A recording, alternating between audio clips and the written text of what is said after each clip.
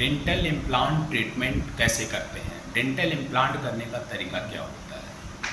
तो सबसे पहले जब आपके मुंह में दांत मिसिंग हो और नया दांत लगाना हो और वो फिक्स होना चाहिए, तो उसके लिए हम डेंटल इम्प्लांट ट्रीटमेंट करते हैं। समझ गए। अब जहाँ मिसिंग दांत है और जहाँ डेंटल इम्प्लांट लगाना है, हम उसका क्लिनिकल एनालिसिस करते हैं, रेडियोग्राफिक एनालिसिस करते हैं और उसमें क्या क्या देखते हैं हम इसके बारे में बताते हैं ट्रीटमेंट करने के पहले।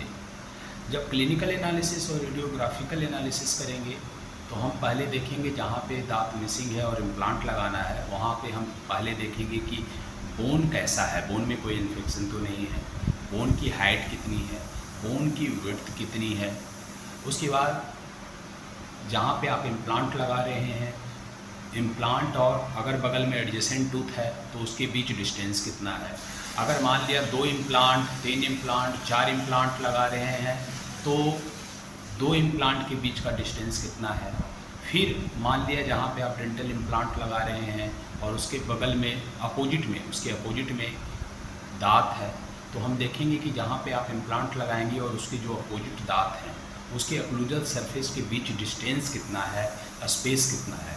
क्योंकि जहाँ पे आप दांत लगा रहे हैं और उसके अपोजिट में अगर इम्प्लांट लगा रहे हैं, जहाँ पे आप इम्प्लांट लगा रहे हैं और उसके अपोजिट में कोई दांत है, तो उसके बीच में एडिक्वेट स्पेस होना चाहिए ताकि हम वहाँ पे डेंटल इम्प्लांट, फिर एबैटमेंट और उसके बाद डेंटल क्राउन प्लेस कर सकें। समझ गए।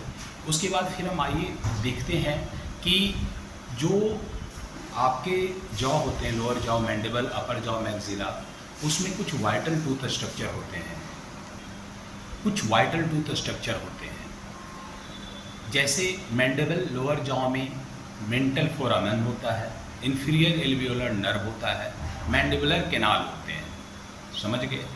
ठीक उसी प्रकार आपके अपर जॉ मैक्सिला में मैक्सिलरी साइनस होता है, नेजल कैविटी होता है, इंसिसिव पैपिला होता है। समझ गए। इम्प्लांट प्लेस करते वक्त लोअर जॉ या अपर जॉ में, मैक्सिला में या मैंडिबल में हमें देखना है कि जो वाइटल टूथ स्ट्रक्चर है, जैसे लोअर जॉ मैंडिबल में मैंडिबुलर कैनाल और मेंटल फोरामेन है, तो हम देखेंगे कि इम्प्लांट और मेंटल फोरामेन या इम्प्लांट और मैंडिबुलर कैनाल के बीच एक डिस्टेंस होना चाहिए और डेंटल इम्प्लांट, मेंटल फोरामेन और मैंडिबुलर कैनाल को डैमेज नहीं करना चाहिए, क्योंकि अगर वो डैमेज होगा तो आपके शरीर के फंक्शन को अफेक्ट करेगा। ठीक उसी प्रकार मैक्सिलरी साइनस जो अपर जॉ मैक्सिला में होता है और डेंटल इम्प्लांट प्लेस करेंगे तो उसके बीच एक डिस्टेंस होना चाहिए। डेंटल इम्प्लांट मैक्सिलरी साइनस में एंटर नहीं करना चाहिए, नहीं तो वो डैमेज कर देगा। ठीक उसी प्रकार नेजल कैविटी और डेंटल इम्प्लांट के बीच एक डिस्टेंस होना चाहिए, नहीं तो डेंटल इम्प्लांट नेजल कैविटी को डैमेज कर सकता है। ठीक उसी प्रकार जो मैक्सिला में इंसिसिव पैपिला है और डेंटल इम्प्लांट के बीच एक डिस्टेंस होना चाहिए। तो ये सारे पॉइंट हम देखेंगे। अब इसको देखने के बाद हम डेंटल इम्प्लांट प्लेस करेंगे। कैसे प्लेस करेंगे? तो पहले जहाँ पे डेंटल इम्प्लांट प्लेस करना है, हम जैसे देख लिया कि 2 इम्प्लांट के बीच डिस्टेंस कितना होना चाहिए, इम्प्लांट और एडिसेंट टूथ के बीच डिस्टेंस कितना होना चाहिए, ये सारी चीज़ देखेंगे। अब हम साइज डिसाइड करेंगे कि कितना नंबर ऑफ इम्प्लांट लगेगा और किस साइज का इम्प्लांट लगेगा। ये डिसाइड करने के बाद हम क्या करेंगे कि इम्प्लांट ड्रिल आता है, इम्प्लांट ड्रिल की मदद से जहाँ पे इम्प्लांट लगाना है वहाँ पे हम स्पेस बनाएंगे जो इम्प्लांट प्लेस करना है उसकी साइज का। ठीक है।